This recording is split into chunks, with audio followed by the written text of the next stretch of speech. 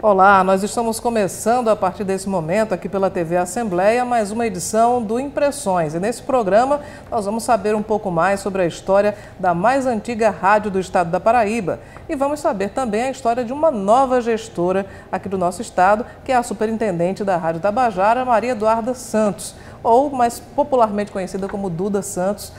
Duda, seja bem-vinda aqui ao programa Impressões, é um prazer lhe receber. Cláudia, a alegria é minha.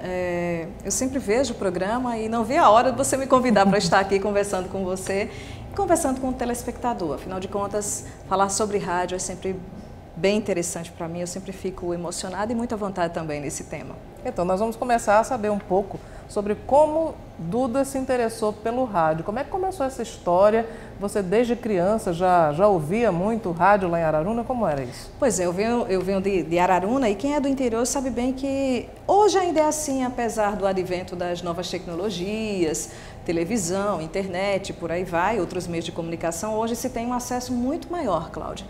Mas na minha época de infância, principalmente, o maior entretenimento, o meio de comunicação usado era o rádio. E era com ele que eu aprendi a ouvir jogos de futebol, inclusive através da própria Rádio Tabajara, né? Grandes narrações, grandes entrevistas. E comecei a me apaixonar por rádio, porque o rádio tem essa coisa lúdica. Você se apaixona primeiro pela voz e aí você começa a desenvolver toda uma imaginação e história. E foi assim que eu me apaixonei pelo rádio. Nessa época, quais eram os programas que mais chamavam sua atenção? Quem é que você ouvia e que serviu de inspiração e lhe fez querer, em algum dia da sua vida, começar a trabalhar também no rádio? Eu sempre ouvi muito rádio, então eu não tenho exatamente um nome específico para dizer, olha, esse serviu essa de inspiração. Até hoje, se eu faço uma viagem, a primeira coisa que eu faço é sintonizar as emissoras de rádio. Mas o que despertou em mim, a princípio, a paixão pelo rádio, eu lembro que na minha casa nós tínhamos um radinho desses de pilha, acho que até da marca Canarinho, e o meu pai, ele ouvia muito futebol, através da Rádio Tabajara. Tinha um programa também chamado Postal Sonoro, que a minha mãe ouvia, que era da Rádio Caturité, nem sei se tem mais, acho que ainda existe. E eu, por ser no meio de dois irmãos, né, eu, a menina no meio de dois irmãos, eu comecei a me apaixonar pelo futebol e a achar interessante como os locutores de rádio, aquela agilidade que se tem, tanto na voz quanto no raciocínio, e eu queria imitá-los. Eu lembro que eu, bem pequena, eu já gostava de imitar, nem sempre conseguia, claro, os narradores de futebol, das transmissões de futebol, inclusive através da própria Rádio Tabajara. E aí tem outras emissoras de rádio também, eu ficava ouvindo os locutores, as locutoras, e eu ficava querendo fazer aquilo, imaginando como seria, até o dia que eu entrei no estúdio de rádio, e aí foi a paixão. E como foi esse dia? Quantos anos você tinha? Como é que foi esse acesso? Através de que maneira você chegou ao estúdio de rádio para trabalhar? Nossa, eu tinha 14 anos, imagina, né? Eu tinha 14 anos e aí eu soube que estava precisando ia acontecer alguns testes para locutores na rádio da minha cidade, que é Araruna. E eu fui, eu sou do Era uma emissora AM? É uma emissora AM. Sim. E eu fui para fazer o teste, lá tinham acho que 102 pessoas na época, para 2 vagas. Eu tinha 14 anos, não tinha experiência, era tipicamente a menina do interior, do sítio, né? Nem da cidade eu sou. Os meus pais, meu pai falecido, mas até hoje minha mãe mora lá no sítio da gente. E eu fui fazer esse teste, foi a primeira vez que eu entrei no estúdio de rádio, fiquei observando e passei, né? Desse teste, só eu estou aqui no meio até hoje. Uhum. Durante essa seleção que você foi fazer no estúdio de rádio, foi a primeira vez que você esteve no estúdio ou você já sabia como é que era o ambiente, o tipo de equipamento que ia encontrar?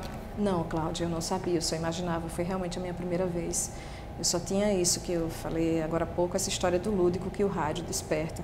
Eu via muito as rádios de Guarabira, né? Eu via alguns locutores de quem eu sou fã até hoje, como é o Clemilson Souza, um locutor que eu nunca conheci, tenho muita curiosidade em conhecer, que é Cassiano José.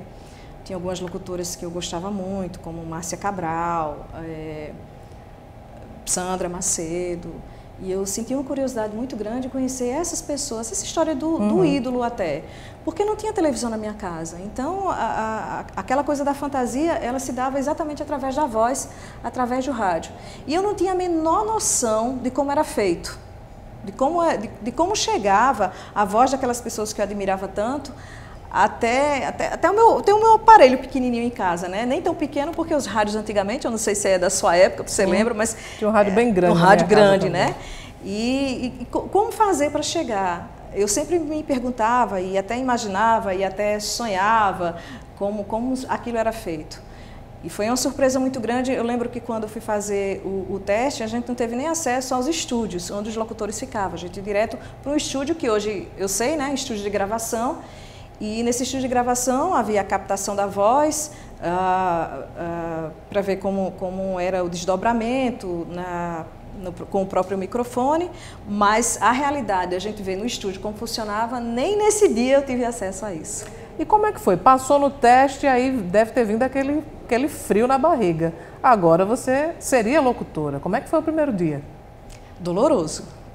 Até o primeiro dia em João Pessoa foi doloroso. Imagina o dia de estreia, né? Primeiro eu passei por um tempo treinando a voz para ver onde o meu timbre de voz se encaixava.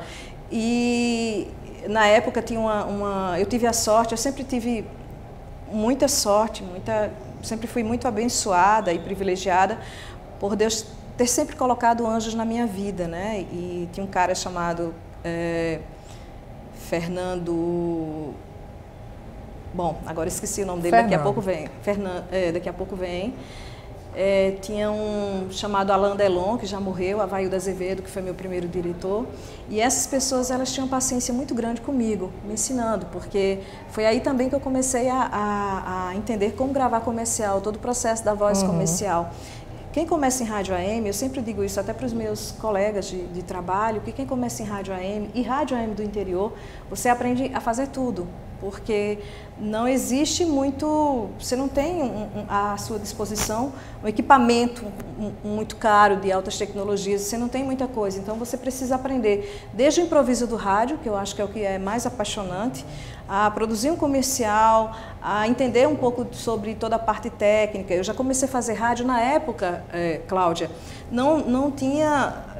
No rádio AM, hoje, inclusive na Tabajara, tem a pessoa do operador e do locutor. Sim. Eu já comecei a fazer rádio fazendo as duas coisas. Então, eu tive que aprender a mexer na mesa, né, na mesa de controle, e e falando ao mesmo tempo.